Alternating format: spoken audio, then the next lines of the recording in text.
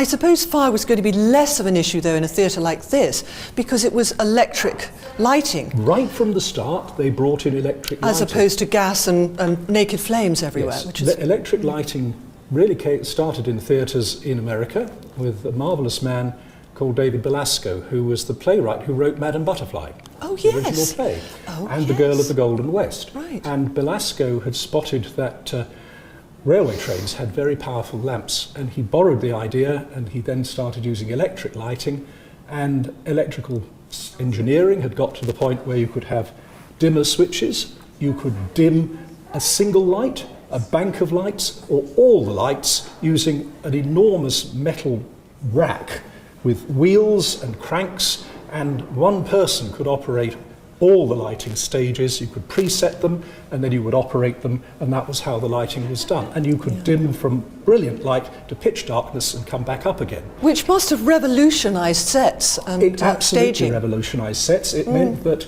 and this of course was something to come to another point of Matcham's innovations, he put a triple revolving stage in the theatre. Which is no longer here, I understand. No longer here. It was the largest in Europe, and it was an idea which actually came from Japan originally. And to have a revolving stage, this had 3 sections, and you could have a chariot race with galloping horses, and you would simply rotate the stage. With real horses? With real horses, you could rotate the stage in the opposite direction so that the horses, while galloping, would have remained still in front of the audience.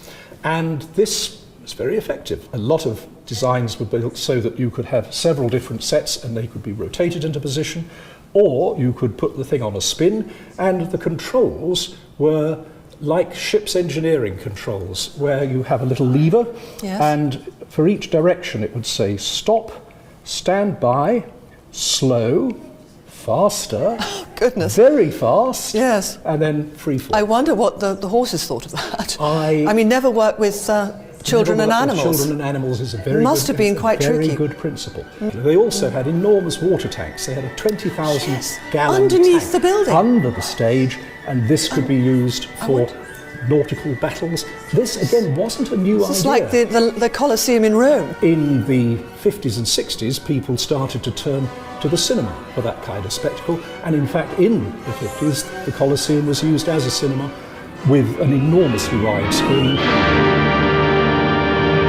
The greatest sensation at this time was the presentation of King Kong at the theatre, which had several showings at the Colosseum every day for months, with 10,000 people seeing the film at the theatre every day.